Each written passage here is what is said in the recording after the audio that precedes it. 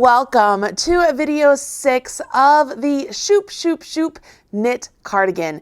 This is your final video to show you how to finish the hem and how to finish off those cap sleeves.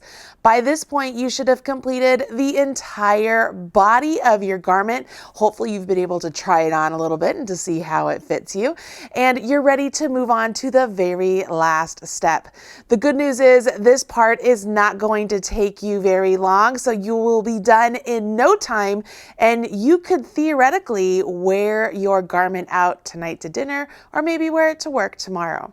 Okay, go ahead, grab your homework, and this section of the pattern, remember if you're in the VIP upgrade, you do have the ad-free PDF available to you, and we're going to take a look right down here.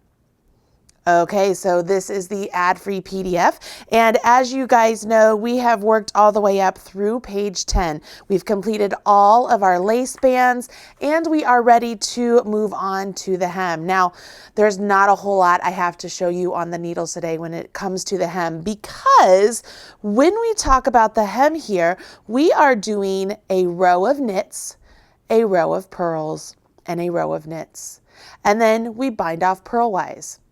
You know how to knit, you know how to purl.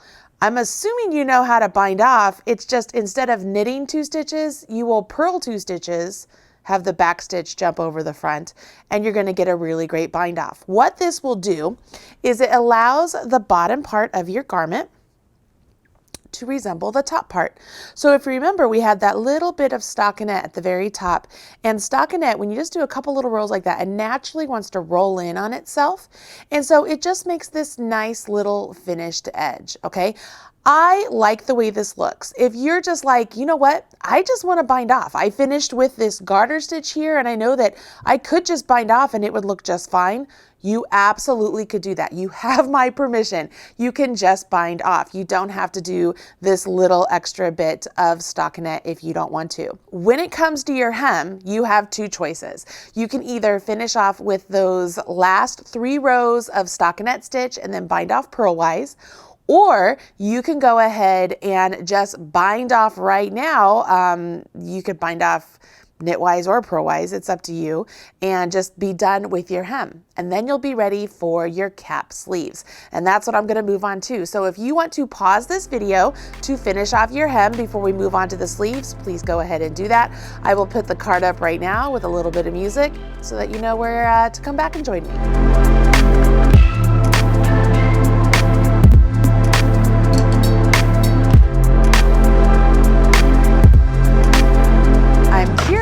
If you did the stockinette stitch or if you just bound off. So if you get a chance, take a picture of your finished garment and share with me on social media so that way I can see your project, because that's always very exciting to me to kind of see what everybody does out there. Let's talk about the cap sleeves. As of right now, you have all of these sleeve stitches on a holder, and you have a blank space right here where we cast on stitches to work the body of our piece, right? This is the bust of our piece. What we are going to do is get all of these stitches back on some needles, and we're going to work in the round for a couple rounds, okay? More than a couple rounds, but you know what I mean. So I'm going to be using double pointed needles for this. If you have a smaller set of circulars you want to use, you could do that. Or if you want to do magic loop, you could do that. You choose your poison. But ultimately, we're going to take our double points and we will put all of our stitches on our double points that are on a holder. And then we will pick up and knit stitches right down here at the cast on edge. All right. It's at that point we will then be working in the round, and to maintain some garter stitch, because we just want a little bit of garter stitch here after we pick up our stitches, we will work a round of knits and then a round of purls and then a round of knits and then a round of purls, so that way we get these 2 ridges of garter stitch after we pick up our stitches. Okay, remember, garter stitch, if you're just working back and forth, is just knitting every row or purling every row, whichever one you want to do. But when you're working garter stitch in the round, it requires you to knit around and then purl around, okay? Knit around and then purl around. Once we complete that garter stitch for a couple rows, we then jump into the same finishing that we did for the hem. Call this the sleeve cuff if you want. And it's essentially, we're doing the stockinette and then we bind off so that way we get that nice natural curl right here at the end of our sleeve cap that matches the neckline and matches the hem. Now, if you don't want to have that stockinette portion at your sleeve cap, same thing applies if you didn't want it at the hem. You don't have to do it. You could simply bind off, okay? It's totally up to you. Because I know this might be the first time you've ever put stitches from a holder onto your double points or picked up stitches to knit them, I'm going to show you how to do that on the little tiny swatch we've been working on here, so that way we can see how this is done. If you've never done this before, I highly recommend watching me do it first and then attempting it on yours. All right, so let's do this. For the sleeve cap, it gives you exactly how many stitches right here that you should have on your scrap yarn, right, or on your holder. And so we're going to place all of these stitches onto our double pointed needles. Now it might take 2 needles to put all of those stitches on, which is perfectly fine. And then once we do that, beginning at the center of the underarms, that's where our cast on stitches were, we will join new yarn. All that means is it's the same yarn you've been using, but we're joining at a new point. And we will pick up and knit however many stitches it tells us to pick up and knit right here, okay? So because my little swatch here obviously does not have the same number of stitches up there on a holder, we are going to pick up what I have on a holder, I think was like just 4, and we're going to make this work, okay? So whether you start with the right or the left, it really doesn't matter as far as the sleeve. But you can see here, I have all of my stitches on my scrap yarn right here, right? And if I pull it up, they're all gonna kind of pull up into place. It might be that the last 2 stitches here, they might be kind of sucked under the stitches underneath it. So make sure you really pull that up to see it. Now, I am going to tell you to not cut this yarn and do not remove it. We're going to let this yarn stay in place and it's going to act as a lifeline. So if you are working on your sleeve and something messes up, we have something to come back to where we know everything is correct. That way, all is not lost on our project, okay? So we're going to keep the scrap yarn in place. We're going to just let it hang out there and ignore it. And take your double pointed needle and just go into each one of the stitches, just like so, like go into them as if to purl, and place it directly onto your double point. And as I said, if you have to divide the number of stitches up over 2 double points, you can do that. Totally fine. That's actually advisable. You don't want them all squished onto one and have them fall off, right? So get them all on your double point. Again, do not cut that. We're going to let that hang out there and let that be our lifeline. Okay. So now I have my 4 stitches on there, right? And this is where it says to go to the center of the underarm. So this is the center of my underarm and I have the right side facing me. And I am going to go into where I cast on these stitches here. And I will essentially put my needle into one of those cast on stitches. This is one of the reasons we chose that twisted backwards E cast on, because it gives us a little bit more stability here to work into. And then we're going to join our new ball of yarn. So I would join a new ball of yarn and begin to pick up and knit stitches. Now, so you can see what I'm doing here, I'm actually going to grab a different color ball of yarn so you can see it. It's the wrong weight, but it will allow you to see how I'm doing this. So I have the right side of my fabric facing me. These are my cast on stitches. I'm literally going to just go into the stitch, take my yarn, wrap it around my needle, and then I want to pull that yarn through that stitch. Okay, do you see that? I'm going to show you, if you're struggling with that, I'm going to show you another way. Take another needle. I'm going to place it into the next stitch that I'm going to be working into to pull yarn from. And so I put that in there. So now what it looks like a stitch on my needle, right? So all I have to do now is knit into it. So I go into my stitch, yarn over, come out my stitch, and then take that needle out that I had put in. So that allows you to get that stitch onto your right hand needle. That's literally the pick up and knit. So I picked up a stitch and then I knit into it. And so I have 2 stitches. All right. I'm going to pick up 4 total. So I have 2 here and then I'll end up picking up 2 over here. So once I pick up the 2 stitches here, let's bring this in just to make sure we're following along with exactly what I wrote. So you will pick up the number of stitches and that will be half of your cast on edge. Then it says you will knit across all of the stitches that you just put on your needles. These are all the stitches that were on the sleeve, okay?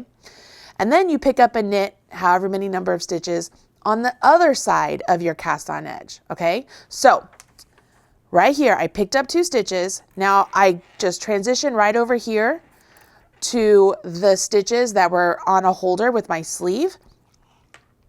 I can grab a new double point if I want. I can use the same one. It's whatever works for you as far as getting all this done. And I'm literally just going to knit into all of these stitches that were on a holder, right? I'm just knitting into each one. Now, I want to point something out. I used the same needle that I cast on with to knit across those. See how now it's no longer going to really work in the round, like everything's going to get pulled and it's out of shape. So when you're working on this, you want to make sure that you are dividing the stitches so that way they still work to be in the round. So I just moved 3 stitches to a different needle. See how now it's broken up and it can definitely work more in the round. And so now when I come to my other half of my cast on edge, let me get over here. Here's the other half of my cast on edge. I'm going to move my tail to the inside so that it's out of the way.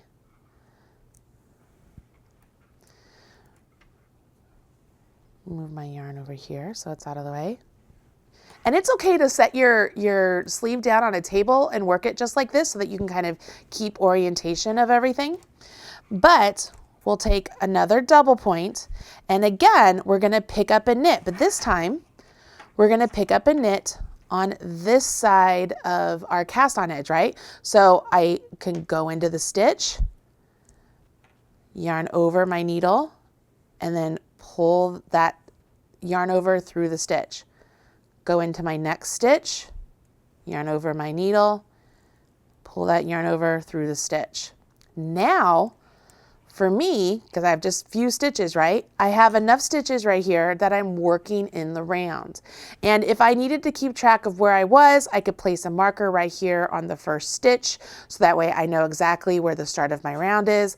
Honestly, it's in the middle of my armpit. I know where the start of my round is. I don't have to mark it, but I'm not going to worry about it. But yes, I did just tell you, you didn't have to use a stitch marker. You should put this date on the calendar. But anyways, what we would do now, since we have all the stitches on here, we're ready to work in the round, we literally are going to work in the round, okay? So this first round, we're going to knit, all right? We're going to knit our first round. So position your needles. I'm grabbing an empty needle here. If you've never worked with double points, it's really not that scary, I promise. Those other needles here, they're just holding the stitches. They're not doing anything special. They're just holding the stitches. I come into this stitch and I will knit it. Now it's definitely going to get a little big here at the start because it has a tail at the other end, right? That doesn't have anything holding on to it. So I just knit those 3 stitches and then I maneuver, like rotate around. So I get to the next needle over here.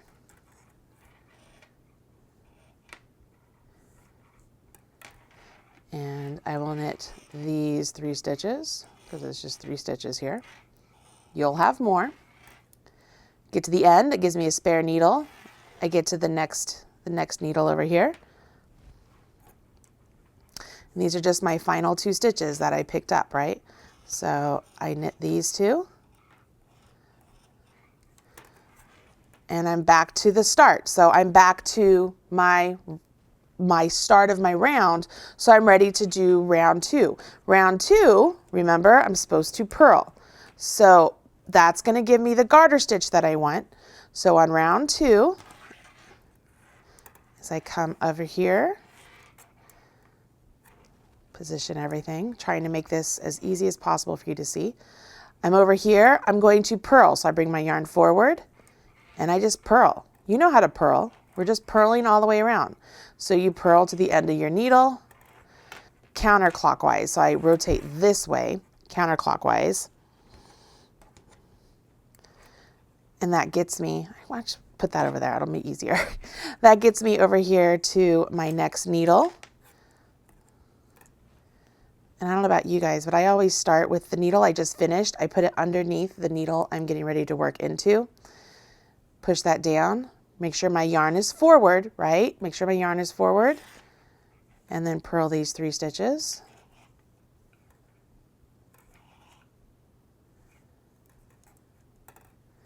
Again, rotate counterclockwise.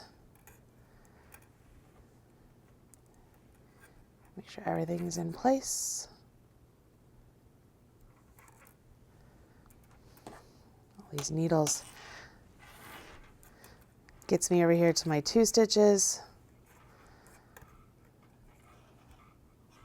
And I knit them. I'm sorry, and I purl them.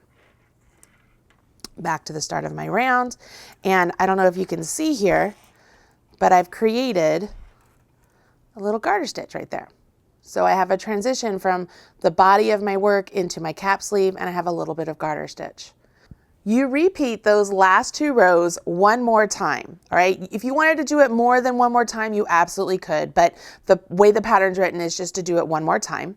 And then you would finish off with your stockinette stitch for 3 rounds, and then you'd bind off knitwise. Now, like I said before, if you don't want to do that stockinette stitch on your arms, like I mentioned in the hem, if you didn't want to do it on the hem, you don't have to. I could just bind off. So for example, if I wanted to bind off right now, I simply just begin binding off. So I would knit 2 stitches, knit 1, knit 2, have that back stitch go up and over that front stitch. Then I knit 1, back stitch, jump up and over that front stitch. When that needle is free, I just move it aside, transition over to the next needle, pull it into play here, and I would continue on. I'd knit 1 to get to where I need to be, and then I have the back stitch jump the front. So I will just finish off these bound off stitches here. That needle's done. I'm to the end. Cut my yarn. I always leave myself a nice size tail so that way I have something to weave in. And then you can just pull that out just like so. Give it a tug. And you have this little tiny cap sleeve. Okay, this little tiny cap sleeve. And you just weave in your tail right in here into your armpit. And that sleeve is done. That looks like literally like a little nothing. But the process is just like that. You put the stitches on your double pointed needles, work a couple rounds of garter stitch, and then you work a couple rounds of stockinette, and then you bind it off, and boom, you have yourself a little cap sleeve. You'll do the same thing on your other sleeve, and then it's time to block your piece and sew on your buttons. Let's talk a little bit about blocking your piece, because it's very easy to over block, to overextend those stitches. As you're blocking your piece, if you choose to wash and block it, which is always what I recommend. I love giving my project a bath, letting it have a chance to get rid of all the dirt and grime of being worked on and such. I always wash and block my pieces. It's very rare that I don't. But when you do that, the yarn, when it's wet, it's at its most vulnerable. It wants to stretch and get out of shape, and it's a little bit heavy, right? So you want to make sure you're squeezing out as much possible water as you can as you transition from your water basin, wherever you wash it, onto your blocking mats, okay? Once you get your piece to your blocking mats, do not overstretch your garter stitch or your lace. Position your piece so that way it is the same measurements as written in the pattern. Now, if you overstretch, you'll see that your garment, you literally could stretch it out to the biggest possible size there is, okay? So don't freak out if you put your work down, you're like, oh my gosh, it's massive. No, no, no. You're just overstretching it. Set it down. Get it, like, move it all into shape to the correct measurements, and then just pin your bust to that measurement, and then take your hem and put it to the correct measurement and pin your hem to the measurement, and then sort of, I don't know how else to say it, sort of like if you're working focaccia bread, kind of mush everything into size into that constraint of those measurements and let it dry. Put a fan on it if you need it to dry a little bit faster. Do not put it in the sun because it can change the color of your yarn. I learned that the hard way, so just trust me on that.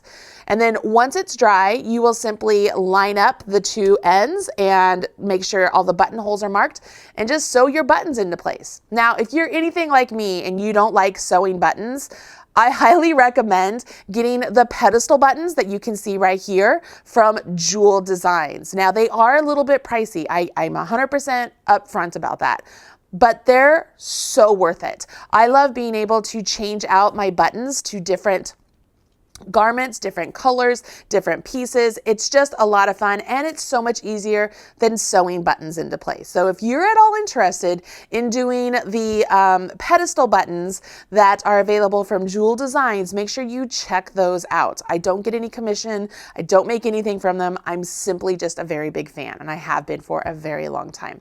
So I recommend those. All right. If you decide that you don't want buttons, you're like, you know what? I'm just going to let it hang open with those buttonholes. That's your prerogative. I will not judge you at all. I just hope you really enjoy your piece and you have enjoyed this make along, working on it together. And I cannot wait to see your finished piece. So go finish your hem. Finish your sleeves. Give your garment a wash and a block, let it dry, put it on, and take some pictures of it. I would love to see it on you. Make sure you share with me on social media, whether it's in the Marley's Minions by Crafty community group or over on Instagram. If you use hashtag MMMDI or Marley Bird, I usually will see your project and I will smash your like button. That's it for today, everybody. I hope you enjoyed this series and you will come back here for more. I'll talk to you again very soon. Bye, guys. I do really hope all of you enjoyed this video and you'll come back for more. I just wanted to remind you that the VIP experience is still available and it is wonderful. It includes the pattern for the Shoop Shoop Shoop, the Breckenridge, which is the long sleeve version. It also includes the cropped version, which is the chic Karma, and it also includes the whoop whoop whoop worsted weight version, which is exactly what I'm wearing now. So that's 4 patterns in one collection for a very reasonable price. If you're at all interested, make sure you click the link in the video description box down there below, and all the information you need will be available right there. All right, everybody, I'll talk to you again so soon. Bye.